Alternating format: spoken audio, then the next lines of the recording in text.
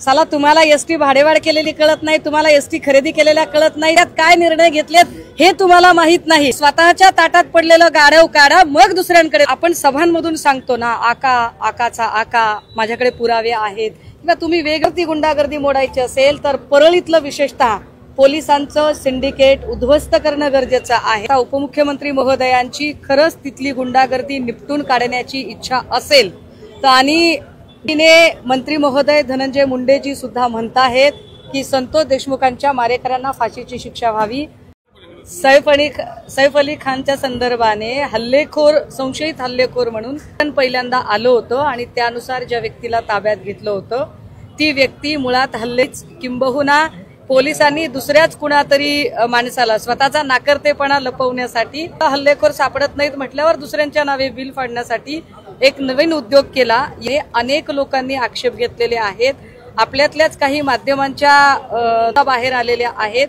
मला वाटतं police, Mumbai police हे किंबहुना देशात अत्यंत अग्रेसर पोलीस आहे आणि अपेक्षा आहेत, कारण सैफ अली खान सारखा सेलिब्रिटी जर सुरक्षित राहत नसेल, निश्चितपणे एखाद्या व्यक्तीवर जर अशी कारवाई होत असेल तर त्याची सामाजिक अप्रतिष्ठा होते। सामाजिक अप्रतिष्ठा होण्याला कारण हा मुंबई पोलिसांचा म्हणजे अति घाई असा तो निर्णय आहे आणि त्यामुळे ते झालेलं आहे। या संदर्भात आपला अहवाल दिलाय आणि स्वतः कॅग असं म्हणत आहे 2030 पर्यंत जर ही योजना अशीच चालू राहिली तर 2030 पर्यंत 275 लाख कोटी एवढं कर्ज राज्य सरकारवर झालेलं असेल। जबाबदार, निव्वळ आणि निव्वळ स्वतःची खुर्ची शाबूत ठेवण्यासाठी निष्कारण धोरणांचा अवलंब करणारं हे सरकार असेल, कारण धोरणात्मक निर्णय आणि लोकप्रिय निर्णय या काय तर कधीही धोरणात्मक निर्णय हे दूरगामी परिणाम करतात, मात्र धोरणात्मक निर्णयापेक्षा बीड जिल्ह्यामध्ये जर खरंच माननीय मुख्यमंत्री महोदयांची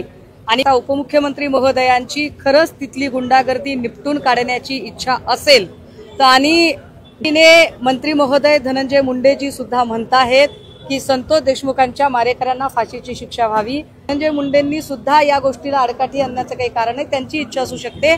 पण ती गुंडागर्दी मोडायची असेल तर परळीतलं विशेषतः पोलिसांचं सिंडिकेट उद्ध्वस्त करणं गरजेचं आहे। परळीमध्ये जे पोलीस ऑफिसर्स आहेत, उदाहरणार्थ भास्कर केंद्रे असेल, हेमंत कदम असेल, किंवा तिथे LCBचे लोक असतील किंवा त्या तिथे काम करणारे, कारण हेमंत कदम नावाचा जो पोलीस अधिकारी होता हे की दलित नेते मुक्ताराम गवळी याला मारहाण झाली तेव्हा हेमंत कदमच PI होते। महिला पत्रकार सुकेशने नाईकवाडेला मारहाण झाली तेव्हाही PI हेमंत कदम होते। लोकांवरती खोटे गुन्हे टाकले तेव्हाही PI हेमंत कदम होते। गोष्ट बाबू आंधळे बबन गीते प्रकरण झालं तेव्हा सुद्धा काही काळासाठी बदलून आलेले PI हेमंत कदमच होते। जर खरंच न्याय पाहिजे असेल तर परळीतलं पोलिसांचं सिंडिकेट उद्ध्वस्त करणं गरजेचं आहे। धनंजय मुंडे यांच्या बातमीसाठी आता अंजली दमानींनी अजित पवारांची वेळ मागितलेली आहे, हे सगळे पुरावे सुद्धा मी अजित पवारांना सादर करणार नाही। मला वारंवार असं वाटतं बरं का, अंजली दमानिया किंवा सुरेश धस ही सगळी माणसं काम करतायत, अभिनंदन या लोकांचं।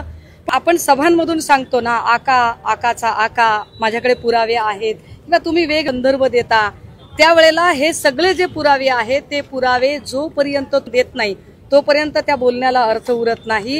हे ऍफिडेव्हिशन मी मागे म्हटलं की एक अधिकाऱ्यांना द्या, माननीय SID किंवा CBI किंवा SRांना द्या, माननीय न्यायालयाकडे द्या किंवा माननीय मुख्यमंत्र्यांकडे द्या। तर दोघांचं असं म्हणणं असेल की आम्ही ऑलरेडी ऍफिडेव्हिशन दिलेलं आहे, तर पुढचा प्रश्न की पुरावे जर तुम्ही शपथपत्र करून दिलेत आणि तरीही त्याच्यावर कारवाई होत नसल्याचा अर्थ मुख्यमंत्र्यांना वाल्मिक कराडला वाचवायचं आहे का? आणि जर पुरावे दिल तर मग नुसतेच आक्रोश मोर्चातून आमच्याकडे एवढे पुरावे आहेत असा काय अर्थ आहे? दोन्ही गोष्टी। संजय राऊत हे घाणेरड्या पद्धतीचं राजकारण करत असल्याचं म्हणतात आणि कुठेतरी राजकारण बर्बाद करण्याचं नाही। मला उदय सामंतांना त्याहीपेक्षा विचारायचंय। उदय सामंत फार स्वतःला प्रगल्भ वगैरे राजकारणी म्हणत होते, म्हणणं होतं की आता उद्या आमच्याकडे 6 आमदार येणार, परवा आमच्याकडे 10 खासदार येणार, तर त्या सगळ्यांचं काय झालं ते एकदा बघितलं पाहिजे। बाकी उदय भाऊ, तुम्हाला खरंच या राज्याचा उपमुख्यमंत्री होण्यासाठी माझ्याकडून शुभेच्छा आहे। खात्री आहे जेव्हा मुख्यमंत्री, तत्कालीन मुख्यमंत्री एकनाथ शिंदे रुसून दरे गावाला गेले होते आणि उपमुख्यमंत्री पद शिंदे गटाकडून कोण स्वीकारणार, तेव्हा सामंतांची महत्वाकांक्षा लपून राहिली नव्हती। उदय सामंत उपमुख्यमंत्री उत्सुक आहेत आणि त्यांना ते स्वप्न त्यांचं पूर्ण व्हावं अशा मी त्यांना शुभेच्छा देते। प्रताप सरनाईकांना दुसऱ्याकडे लक्ष देण्यापेक्षा स्वतःच्या खात्यात काय होतंय ते बघावं ना आधी. साला तुम्हाला एसटी भाडेवाढ केलेली कळत नाही, तुम्हाला एसटी खरेदी केलेल्या कळत नाही, त्यात काय निर्णय घेतलेत हे तुम्हाला माहित नाहीत. आधी स्वतःच्या ताटात पडलेलं गाढव काढा, मग दुसऱ्यांकडे